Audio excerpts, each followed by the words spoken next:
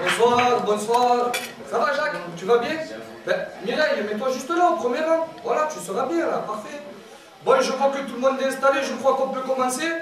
Donc, écoutez, si je vous ai convoqué à cette réunion contre le racisme, c'est pour vous parler d'un sujet qui me tient vraiment à cœur, parce que ça commence vraiment à me rendre fou, là. Toutes les discriminations sur les gros, les noirs, les handicapés, les homosexuels. Et nous, notre discrimination, il y a qui qui en parle? Il y a qui en parle de notre souffrance? Le racisme contre l'accent du Sud. Ah, mais c'est vrai, les gars, dites la vérité. Vous en connaissez beaucoup, des mecs qui ont l'accent du Sud et qui ont vraiment réussi à la télé. Écoutez, à part Maïté et Cyril Lignac, moi je ne vois personne. On dirait que nous, les mecs du Sud, si on veut travailler à la télé, on est obligé de présenter des émissions culinaires. Non mais faut arrêter quand... Bon, je sais pas, hein. Peut-être que les Parisiens, quand ils entendent notre accent, automatiquement ils ont envie de manger une bouillabaisse. Hein, je sais pas, je m'interroge. Non mais c'est vrai. Non mais vous savez, j'ai vraiment l'impression que leur stratégie elle marche. Parce que quand tu ne vois pas derrière les fourneaux, eh ben on atterrit dans des pubs pour des spaghettis ou de l'huile d'olive. Tu sais, les pubs à la con que tu vois à la télé, genre maman, maman, maman, il me faut des boulettes de viande hachée. Va donc chez Panzani. Panzani, oh si. Papa, papa, papa, il me faut du poivre pour mon steak. Ben, ça sert à quoi que du crosse des carcasses alors? Ah, on est d'accord, hein, ça donne peut-être envie de manger de la paella, mais ça va pas plus loin. Et ça, c'est dans tous les métiers. Hein. Moi, j'ai un collègue, il était journaliste politique à Marseille. Le mec, il est monté à Paris pour postuler au journal de 20h. C'est simple. Le pauvre, ça fait 2 ans, il est présentateur à l'équipe TV. Et au lieu d'animer des débats politiques, tous les dimanches, il est dans des stades de rugby à présenter Bayonne contre Perpignan. Et le pire, hein, c'est qu'on lui a dit que son accent, ou en tout cas notre accent, ça faisait trop penser aux vacances, au soleil, au chômage, mais surtout que c'était pas crédible, ça faisait pas assez sérieux. Et c'est pour ça que tu verras jamais un mec du Sud présenter le JT de 20h. Ben non. Mais je veux dire, ils croient quoi les mecs? Ils croient que le JT de 20h présenté par un mec du Sud, ça donnerait ça? Messieurs, dames, bonsoir. Au sommaire de l'actualité de ce soir, le corps du petit Jeannot retrouvé dépecé dans les alentours de Béziers. 30 morts dans un attentat au Pakistan qui a été revendiqué par les Moudjahidines de la Canebière, un groupe terroriste marseillais. Vous leur faisez un petit coucou au passage. Et pour les 5 dernières minutes de notre journal, nous recevons notre invité littéraire, monsieur Marc Dutroux, qui nous parlera de son prochain livre à paraître, un petit dernier, et puis j'arrête. Et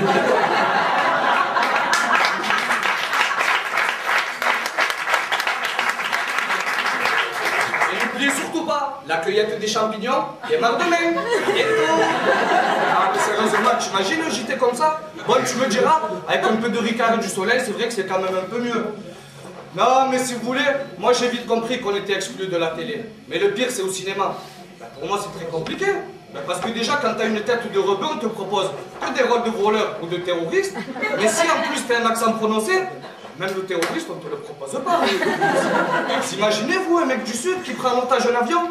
Bam bam bam, j'y vais. Non, non, tu vas pas, c'est moi qui. Ben, c'est qui le porte-parole? C'est toi ou c'est moi?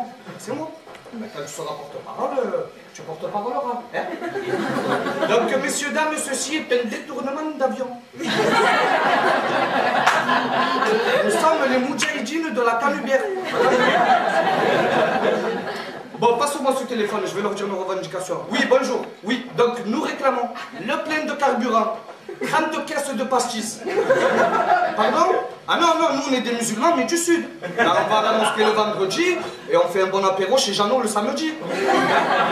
Tu nous mettras 10 caisses de Justin Bridou avec, s'il te plaît? Ok, donc nous réclamons aussi et surtout un jeu de boules, le chromé, le collector avec la tête de Ben Laden.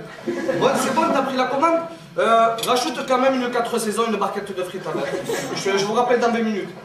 Bon, c'est bon les gars, je crois qu'on a dit toutes nos revendications là. Bah, il est quelle heure? 14h? On va faire une sieste, on revient dans 2 heures.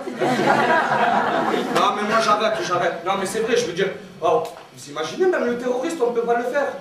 Non mais écoutez, c'est simple. Et dans le cinéma, c'est pareil. Hein. Je veux dire, à part Fernandel et Patrick Bosso dans les collègues, moi je vois personne qui a réussi. Hein. Si, t'as comment il s'appelle ce con? Cantona. Mais bon, Cantona, le mec il est riche, il est connu. Et si tu le prends pas, il te casse la gueule. Bon écoutez, c'est simple, je profite de cette réunion contre le racisme pour vous faire une confidence. Moi, j'ai un collègue qui travaille dans les renseignements généraux. Et il m'a dit que le gouvernement français veut éradiquer l'accent du Sud. Et l'arme de destruction massive qu'ils utilisent depuis 3 ans, c'est Plus belle la vie. Attendez, il y a quand même 6 millions de personnes qui croient tous les soirs qu'à Marseille, personne n'a d'accent. Hein. À part Roland du Mistral, mais bon. Non, mais c'est simple, il n'y aura pas d'arrangement possible. Moi, j'ai un accent, je l'ai, je le garde. Et de toute manière, je ne peux pas l'enlever. Mais non, c'est comme si je disais à un noir de plus aller au KFC. Tu es pas là ou quoi, les mecs? Ou c'est comme si je disais à un Français de plus donner 20% à Marine Le Pen. Ben, c'est culturel, je dirais vraiment. Bon, écoutez, je vais laisser la parole à la délégation lilloise qui vont nous parler du racisme contre l'accent ch'ti. Donc moi, c'était Hakim. Je vous remercie de m'avoir écouté.